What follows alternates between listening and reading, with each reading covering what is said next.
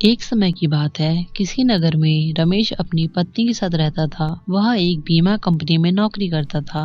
उसने एक टारगेट तय किया था कि वह 1000 लोगों का बीमा अपने द्वारा करवाएगा तो कंपनी उसे प्रमोशन और खूब सारा पैसा देगी। वे लोग कोई ज्यादा अमीर नहीं थे, उनके पास तो घर भी नहीं था और वे एक किराए के घर में रहते थे। लेकिन सब कुछ ठीक ठाक था। बस रमेश को एक बात की चिंता थी कि उसके कोई संतान नहीं थी। वह रोज भगवान से प्रार्थना करता, हे भगवान, मेरी संतान नहीं है, मुझे कोई संतान प्रदान करें।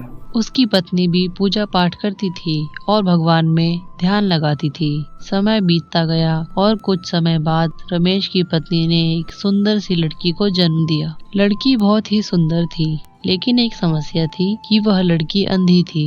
इस बात पर रमेश को थोड़ा सा बुरा लगा, लेकिन वह खुश था कि उसके यहाँ लक्ष्मी आई है और उन्होंने लड़की का नाम मीना रख दिया। मीना अब धीरे धीरे बड़ी होने लगी और वह बहुत ही बुद्धिमान लड़की थी। बस उसे दिखता नहीं था, बाकी बातचीत करने में और अन्य काम करने में वह एकदम सही थी। वह भगवान से प्रार्थना करती थी कि उसकी आंखें ठीक हो जाए और उसे दिखाई देने लगे। मीना की माँ रोज रात में मीना को परियों की कहानियाँ सुनाया करती थी। मीना की माँ कहती थी, यह परियां भगवान की दूत होती हैं और यह भगवान के किसी भी भक्त को परेशान देखकर उसकी मदद करती हैं।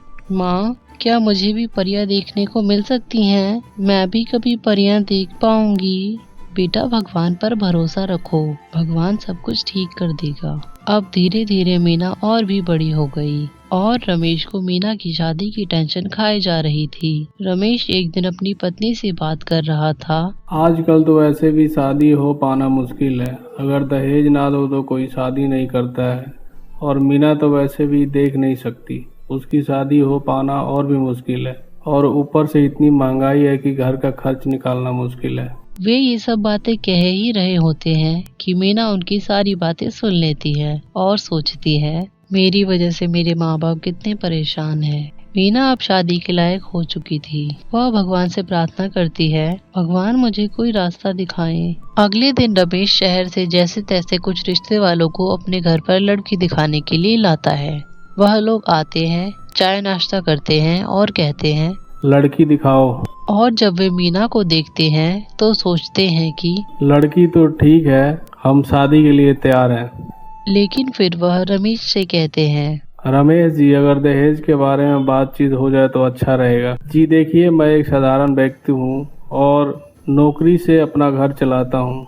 आप जो भी मांग करेंगे वह हिसाब से ही करेंगे। तभी उनमें से एक आदमी बोलता है, देखिए भाई साहब, आपकी बेटी सुंदर है, बहुत सुंदर है, लेकिन अंधी भी तो है। और वह दहेज में पैसे, घर का सारा सामान और गाड़ी की मांग करते हैं। तो रमेश कहता है, भाई साहब, मैं एक नौकरी करने वाला आदमी हूँ, इतना सब कुछ मैं कैसे दे सकूंगा? आप लोग कुछ तो सोचिए। लोग कहते हैं, अगर तुम हमारी इच्छा पूरी नहीं कर पाओगे तो हम तुम्हारे घर से रिश्ता नहीं जोड़ेंगे। मीना को इस बात का बहुत बुरा लगता है और वह रोती है, लेकिन वह क्या कर सकती थी। वह भगवान से ही प्रार्थना करती है कि अब तो सिर्फ भगवान ही उसकी मदद कर सकते हैं। और जब वह रात में सो रही होती है तो उसे एक सपना आता है। सपने में भगवान आते हैं और भगवान उसको दर्शन देकर यह कहते हैं, बेटी, तुमने अपनी जिंदगी में बहुत दुखों का सामना किया है और अब तुम्हारा अच्छा समय आने वाला है और अब सब कुछ ठीक हो जाएगा। इतना कहकर भगवान चले जाते हैं और मीना अगले दिन सुबह उठती है और नहा धोकर जब मंदिर में जाती है और हाथ जोड़कर भगवान से प्रार्थना करती है। जब आँख खोलती है तो उसे भगवान की मूर्ति दिखाई देती है और जब वह चारों तरफ नजर दौड़ाकर देखती है तो उसको सब कुछ दिखाई दे रहा था। वह बहुत खुश हो गई थी, अब वह सब कुछ देख सकती थी। तभी वहाँ पर अचानक एक रोशनी प्रकट होती है और वह रोशनी एक परी के रूप में बदल जाती है।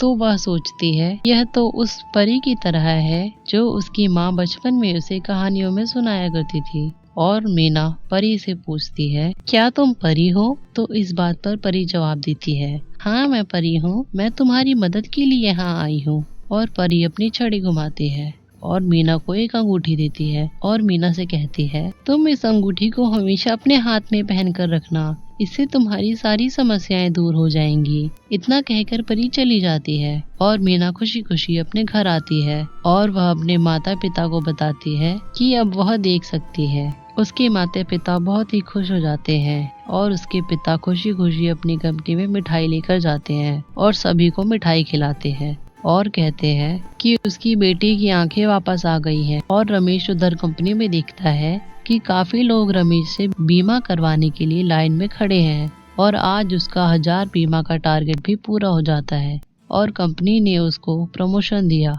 और उसको खूब सारे पैसे और साथ रहने के लिए घर दिया। अब रमेश बहुत खुश था और रमेश जब शाम को अपने घर पर आता है तो उसका दोस्त नीरज रमेश से मिलने उसके घर आता है और वह कहता है, भाई रमेश, क्या हालचाल है?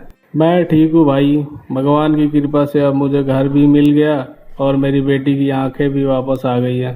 तो नीरज कहता है कि उसकी नज़र में एक लड़के वाले हैं जो शादी के लिए लड़की ढूंढ रहे हैं। तो इस बात पर रमेश कहता है, ठीक है, तुम उनको बुला देना।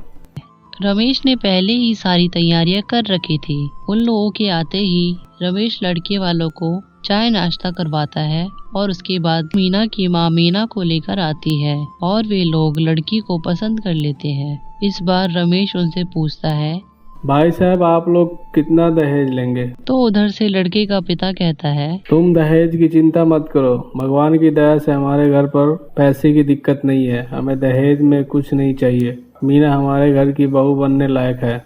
और वे लोग रिश्ता तय करके चले जाते हैं। इस बात पर रमेश खुश हो जाता है और अपने दोस्त नीरज का धन्यवाद करता है कि वह ऐसे रिश्तेदारों को उनके घर पर लेकर आया। अब तो मानो रमेश का घर खुशियों से ही भर गया था। कुछ दिनों बाद में लड़के वाले फिर पंडित जी के साथ घर आते हैं और उन लोगों के साथ बैठकर शादी की तारीख निश्चित करवाते हैं और उसके बाद मीना की शादी धूमधाम से हो जाती है। अगर आपको ये वीडियो अच्छी लगी तो लाइक करें और हमारी आगे की कहानियों को देखने के लिए हमारे चैनल को सब्सक्राइब भी कर लें। और हाँ दोस्तों, कमेंट करना ना भूलें।